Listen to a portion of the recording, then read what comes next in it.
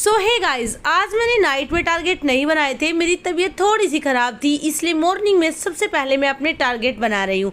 क्योंकि अगर हम टारगेट नहीं बनाते तो पूरा दिन क्या करना है क्या नहीं करना है ये समझ ही नहीं आता। और अब बात आ जाती है पॉलिटी की, और पॉलिटी में मुझे आज करने थे 3, 4 एंड 5 कई सारे चैप्टर, क्योंकि पॉलिटी के मैंने रिविज़न लगा रखा है। और इसमें जो की पॉइंट्स है जो मैंने हाईलाइट किए हुए हैं इन्हीं को मैं रिविज़न कर रही हूँ, क्योंकि एग्ज़ाम पास में है, काफ़ी ज़्यादा टाइम जा चुका है। तो इस टाइम पे हम जितना ज़्यादा की पॉइंट्स को रिवीजन करेंगे उतना ज़्यादा ही स्ट्रेस से बाहर आ पाएंगे। वरना जो एग्ज़ाम का पीयर प्रेशर है ना, वो इतना ज़्यादा पड़ा होता है कि पूछो ही मत। और उसके बाद आ जाते हैं किचन में, और मैं बना रही हूँ यहाँ पर दाल। और मैंने स्टार्ट किया है मिट्टी के बर्तन में बनाना, क्योंकि हम लोगों ने एल्यूमिनियम की चीज़ों को थोड़ा सा स्किप किया है। हालाँकि कुछ चीज़ें जो बिल्कुल कुकर के बिना बन ही नहीं सकती है उनको हम लोग उसी में बनाएंगे, बट जिन चीज़ों को हम बना सकते हैं मिट्टी के बर्तनों में उनको मिट्टी के बर्तन में बनाएंगे। क्योंकि एंजाइटी से और काफ़ी सारी ऐसी बीमारियां हैं जिनसे आप बच सकते हो। और आप लोगों ने देखा होगा हमारे जो पूर्वज थे वो मिट्टी के बर्तनों में, पीतल के बर्तनों में खाना बनाते थे। तो पीतल के बर्तन तो आज हर कोई अफोर्ड नहीं कर सकता, काफ़ी ज़्यादा कॉस्टली होते हैं, बट मिट्टी के बर्तन आपको ईजिली कहीं पर भी मिल जाएंगे। तो अगर आप लोग भी ऐसे मिट्टी के बर्तन में खाना बनाएंगे तो ना ही आप लोगों को टेंशन होगी, ना ही डिप्रेशन होगा, ना ही एंजाइटी होगी, और ना ही आप थकावट फील करेंगे। क्योंकि होता क्या है, हमारा पूरा का पूरा इन्वायरमेंट बदल चुका है। हमारा हेल्थ इश्यूज इतने ज़्यादा हो जाते हैं कि हम कोई भी काम अच्छे से ठीक ढंग से कर ही नहीं सकते। और उसके बाद मैंने बनाई यहाँ पर चटनी भी मैंने मिक्सी में, जार में या किसी भी चीज़ में नहीं बनाई। इसको भी मैंने पूरे ट्रेडिशनल तरीके से बनाया। कुछ चीज़ें ऐसी है जिनको मैंने अपने घर से बिल्कुल रिमूव कर दिया, और यहाँ पर ये हो जाती है अनहेल्दी चीज़। बट क्या करें, आज संडे है और बच्चे का मूड भी है खाने का और हमारा भी है, तो इसलिए थोड़ा सा मैंने इसको लेकिन एक चीज़ मैं यहाँ पर आप लोगों को बताऊँ, हम लोग सरसों ऑयल बहुत कम यूज़ करते हैं। हम लोग सनफ्लावर ऑयल यूज़ करते हैं, और वो भी रिफाइंड नहीं, ओनली नॉर्मल वाला।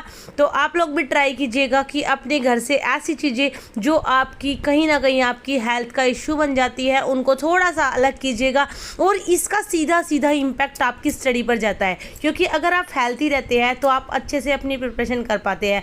क्योंकि मेरी साथ बहुत ज़्यादा प्रॉब्लम थी हेल्थ इशूज़ की, कभी मुझे कुछ हो रहा है, कभी मुझे थकावट हो रही है, कभी मेरा बीपी लो हो रहा है, कभी मुझे कुछ और हो गया। मतलब मेरे साथ कुछ ना कुछ होता रहता था, कॉन्स्टिपेशंस भी होते थे और मूड स्विंग्स भी होते थे। तो इसीलिए मैंने थोड़ा सा सर्च किया, और सर्च करने के बाद ओवरऑल मुझे ये चीज़ मिली कि आप अपने ट्रेडिशनल तरीके से अगर जी कर देखेंगे ना, तो मैंने यहाँ पर अपना एक चैलेंज लिया है 100 डेज का, कि 100 डेज में सारी चीज़ों को यूज़ करके देखूंगी। अगर मुझे अपनी हेल्थ में बेनिफिट लगा तो मैं आप लोगों के साथ भी ज़रूर शेयर करूंगी। पिज्ज़ा, बर्गर, चाउमीन, समोसा और बाकी जितने भी जंक फूड होते हैं, एग्जाम्पल चॉकलेट, कुरकुरे, चिप्स वगैरह, ये सब मैं बिल्कुल पहले भी कम खाती थी, बट अब तो मैंने इनको बिल्कुल ही बैन कर दिया। हमारे घर में छोटा बेबी है, बट फिर भी हमारे घर में चिप्स, चॉकलेट, कुरकुरे कुछ भी नहीं आता है।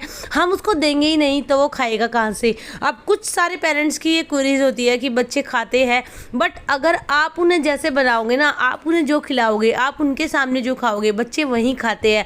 हमारे घर में एप्पल आ जाते हैं, बनाना आ जाते हैं, हम लोग जो सीजनल फ्रूट्स होते हैं जैसे अभी तरबूज, खरबूजा, ये सारी चीज़ें लेके आते हैं, तो उसको कुछ खाने को मिलेगा ही नहीं तो खाएगा कहाँ से। तो आप लोग भी जिनके घरों में छोटे बच्चे हैं, ट्राई करना बच्चों को इन चीज़ों से दूर रखना, क्योंकि आगे वाली जो जनरेशन है वो शायद हमारे से भी ज़्यादा हेल्थ इशूज़ फेस करे। क्योंकि कोल्ड ड्रिंक तो आप ये मान लो कि कुछ बच्चे ऐसे हैं जो विंटर्स में भी पीते हैं।